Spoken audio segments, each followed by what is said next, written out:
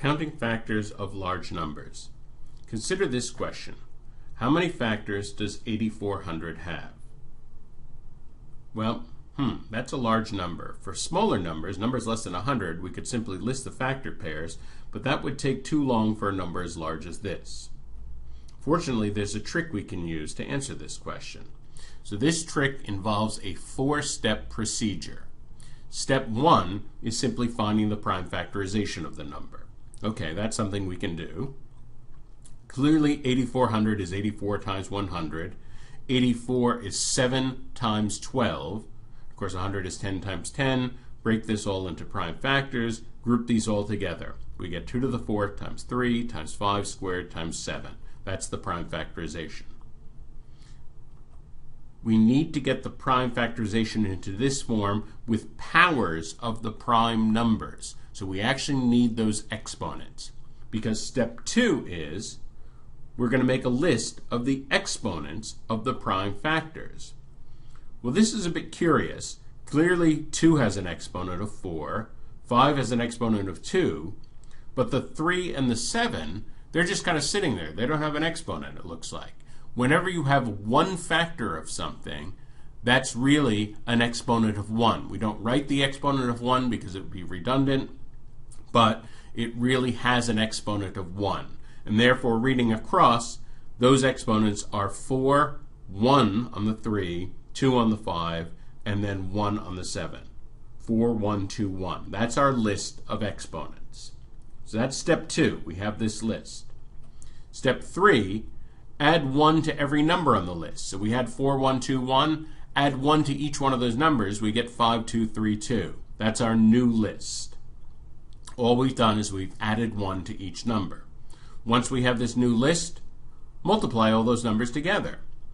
So 5 times 2 times 3 times 2. Well, clearly 5 times 2 is 10. 3 times 2 is 6.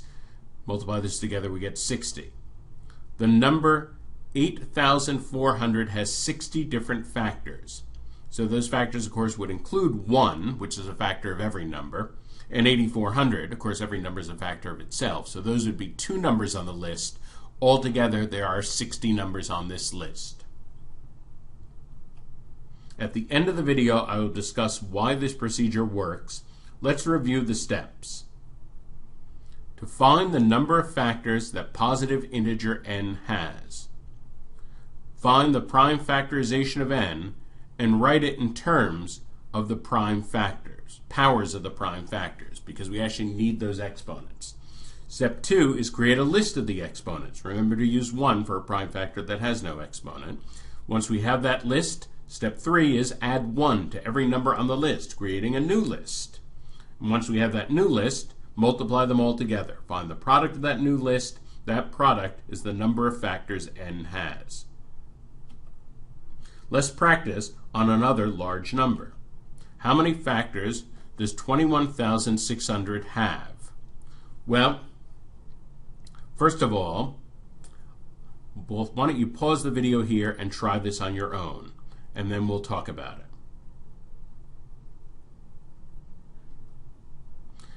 First, the prime factorization. Well, clearly, 21,600, we can write that as 216 times 100. Let's just handle the 216 separately first.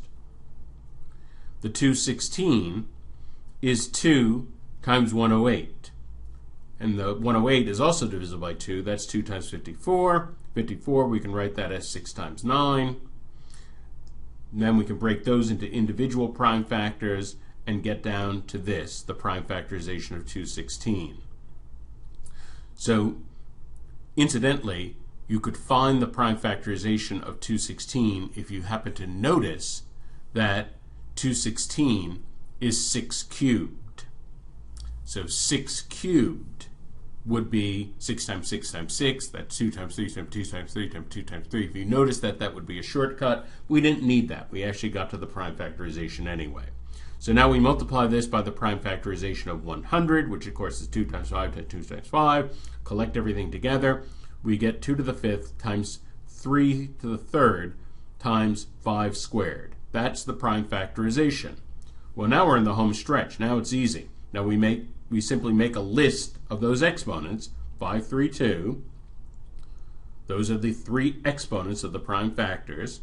We add 1 to every number on the list, 6, 4, 3, and we multiply those together. And of course, that 4 times 3 is 12, so we get 6 times 12 is 72. This number, 21,600, has 72 total factors. Again, one of those factors has to be 1.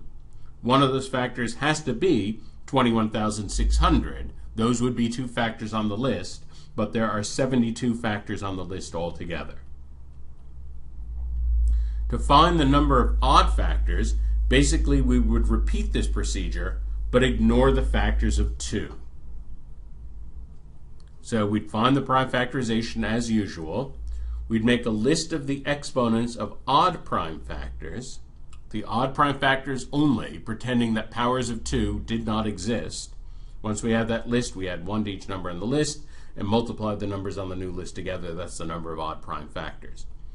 So here again is the prime factorization of 21,600. We're going to ignore that 2 to the 5th. We're going to pretend that doesn't even exist. The only exponents that interest us are the exponent 3 and the exponent 2. Those are the 2 exponents on the odd prime factors. So our list is just 3 and 2. Add 1 to each of those, we get 4 and 3. Multiply those 2, we get 12. There must be 12 odd factors. We have no direct way to calculate the number of even factors. We have to calculate the total number of factors and the number of odd factors and then subtract. For example, 21,600 has 72 total factors, 12 odd factors, so it must have 72 minus 12, 60 even factors. At this point, I will discuss a little about why this procedure works. If you understand this, it will help you remember the procedure, and it will also help you on other kinds of math problems. So it actually is not a waste of time at all to really understand why this procedure works. But knowing this is not strictly necessary for the test, so if you don't want to learn anything beyond the bare minimum you need for the test, you can just skip the rest of the video. That's perfectly fine. So, why does this work? Let's go back to 21,600. That's the prime factorization. The factors of this number must be built of these prime factors. Remember what we discussed in the last video. That's one of the uses of the prime factorization. It allows us to see any possible factor of the number.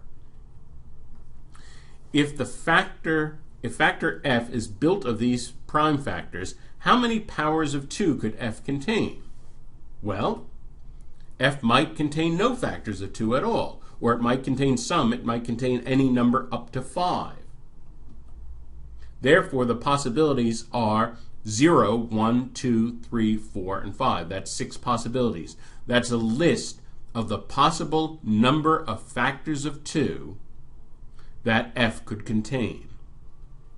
Similarly, the possibility for factors of 3 are 0, 1, 2, 3, 4 possibilities, and the possibilities for factors of 5 are 0, 1, and 2, 3 possibilities. F could contain no factors of 5, it could contain 1 factor of 5, or it could contain 2 factors of 5.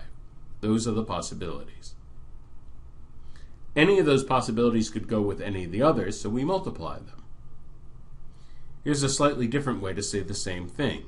It's as if we have 3 slots and we get to make whatever choice we want in each of the 3 slots, 3 separate choices. So here what we're doing is we're trying to build a factor of 21,600. In the first slot, we get to pick how many factors of 2 do we want. We could choose anything on the list from 0 to 5. So that's 6 possibilities for that first slot.